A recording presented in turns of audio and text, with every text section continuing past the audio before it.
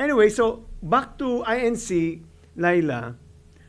Um, what do you think, as a former Justice Secretary, now a congressman, former senator, how do you analyze this whole November 16 to 18 rally of the INC and the other two groups, which are fundamentally aligned with President Duterte? Do you see anything?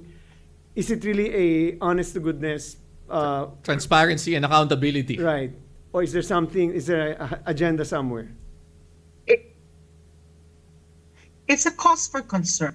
Kasi kung for transparency and accountability, bakit kailangan pang hiwalay sila sa mga other groups na mga, yun naman talagang inaano natin, di ba? Yung mga, yung trillion peso march and then the other, yung mga iba na mga rallies also for that, calling for accountability. Kasi galit na galit naman talaga yung taong bayan ngayon. And bakit 3 days? Bakit 3 days? Because diba? of EDSA? So,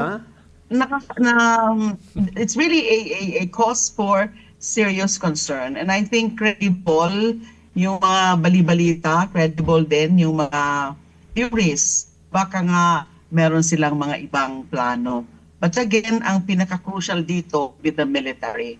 But military would be observing things. Siguro, ang ano nung mga forces of destabilization is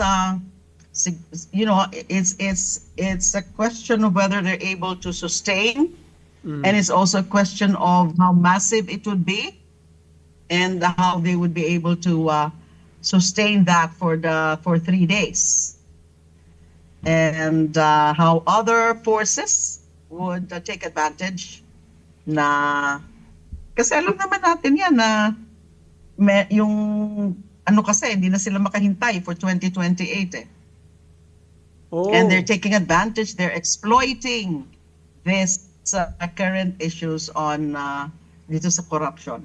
And that's why itong administrasyon ni BBM has to do something. And that's why dapat makita ng taong bayan na seryoso itong mga investigasyon na ito. Yeah. And kaya nga, yung ginawa ni Speaker Bogie D nung kahapon, yung in-announce niya na bibilisan na talaga yung panukalang batas, yung House bills dito sa Independent Commission. And Author then kayo nun, Sen. Laila, di ba? siseryosohin din. You're an author of the bill? Yes, I'm the lead author of one of the 2 bills. 13 kaming authors dyan. And then kasama ko sila Dean Chel dyan. And then yung siseryosohin na daw this time, yung anti-political dynasty bill. Yes. So those are Finally. moves that they hope to,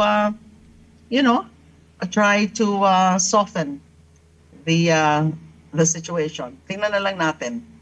But dapat may mga mangyari, dapat meron talagang mga konkreto na mangyari sa investigation, like the filing really of cases with the Sandigan Bayan against Big Fish, and the issuance of warrants of arrest before the end of the year. Dapat ganon. Laila, do you have Otherwise, sorry, Laila. Yeah. Go ahead. Finish first. You go ahead. otherwise, ay hindi talaga hihinto yung mga forces na yan na umahangad na guluhin ang gobyerno. Laila, pag nagkagulo yan, INC rally na yan, whether in Luneta or in People Power, do you think sasabihin nila, because I remember I interviewed General Pokix, one of those identified as asking for withdrawal support, which he denied in an interview with him. But let's say may nangyaring gulo and they were the ones who applied for the permit to rally in People Power Monument. Pag nagkagulo yan, do you think those people will be charged with, as a former Justice Secretary, do you think those people will be charged with inciting to sedition? Would that be a logical Yes. criminal case? Yes, it would fall under any of the grounds, 1 or 2 of the grounds of inciting to sedition. Malinaw yun. Yeah. So pag ganyan, so they should really, so even ang nag-apply ka lang, no? So let's say sabihin nilang hindi ho namin na-control yung crowd, they will still be liable. Is that correct?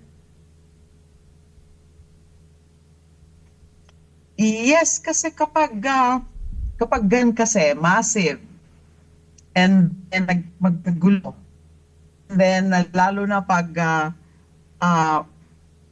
may crowd na naman lalo na this time mas malaki, for example dun sa March 21 dun sila sa Menjola, di ba? And yun ang balibalita rin talagang mas magkakaroon daw talaga ng mas malaking crowd sa Menjola na manggugulo talaga doon. Ano ba bang ang pakay? Yeah. That's the seat of power. That's Malacanang. Diba? So that can fall. That can prosecutors can always build a case for inciting to sedition under those circumstances. Yeah.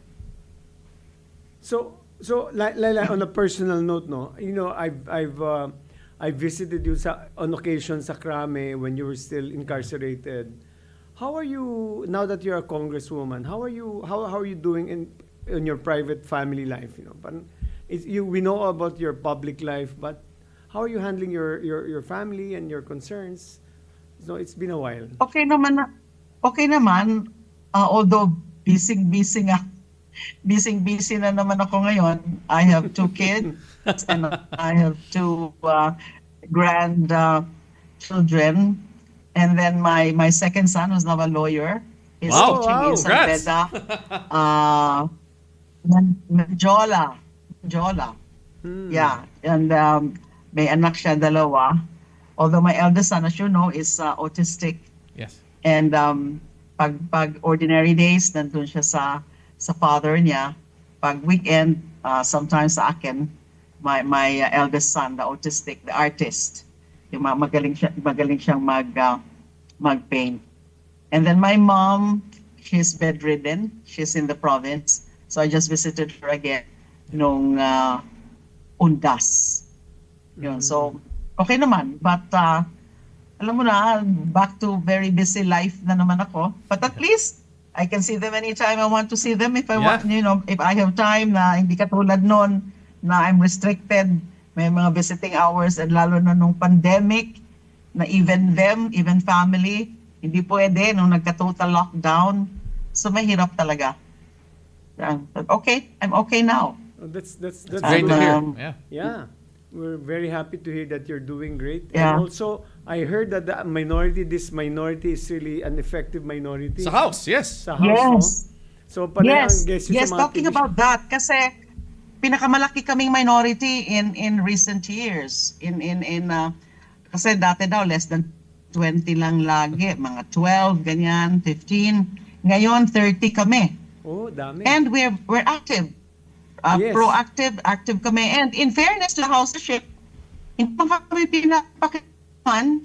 And pinaprioritize kami in the sense na sa mga deliberations, sa interpellations, kami ang una. Majority muna, majority, minority, majority. Yan ang sequence ng mga nag-i-interpellate. Yeah. So, we're happy. Kami, masaya as minority. And as a group, we're okay. And then okay naman si Minority Leader Nonoy Libanan. And then Senior Deputy Minority Leader si Egay. Si Egay. Yeah. And then, si Egay Erice. Sino na mga kaibigan natin? And then, Si Egay is my guy. So, Yeah. okay, minority. Kaya masaya. Actually, mas nag-enjoy ako ngayon sa house kaysa alam mo na kung saan. ayaw mo na umakyat sa Senado, ah. Ayoko na. Pero yun nga. So it's been great, Sen Laila, and you know we're so happy that you're in Congress, Maganda yung you're podcast doing niyo. such a great job. And we hope na this won't be the last time we can guest you on the show. Madaya pa tayo makapagkwentuhan. Ay, hindi pwedeng last na first and last Maganda na, ang Laila. podcast nyo, light lang. Pero we talk about serious issues but in a light atmosphere. Maganda. Congratulations. Maraming Yeah. salamat, Laila, na pinaunlakan mo kami. Ang bilis mo mag-respond kay Barry. So, we're very, very thankful that I know you were having a difficulty in schedule, but you were supposed to confirm this morning lang, but you confirmed yesterday kaagad, no? So, we're very thankful for accommodating us, no? Hindi lang to first Actually, time. nung una, hindi ako sigurado kung sino si Barry Stan. Kasi disappointed. Yung pangalan ko sa Baristan signal. yung pangalan ko. Sino ba yung Baristan na to? Sabi, si Barry pala. Okay. Kaya ka pala hindi sinagot ka agad. Ang tagal niya. Parang background check muna ako. Ay, that's why akala ko wala pang sagot. I had to text you. Si Barry Gutierrez. Yeah. Yeah. Okay. So we'll expect to Okay, guess you good one night. more time, ha? Or several more times in the Oh, future. Okay. Ay, in person Depende na, sa Laila. issues. Mag-in person ka naman. Mag-guess Okay, ka. sige. Let's see. Sige, sige. Yeah, let's Okay. try next time. Thank you, All right. Laila. Thank you, God Laila. bless you. God Maraming bless. salamat. Okay, Thank bye-bye. you very much. Bye-bye.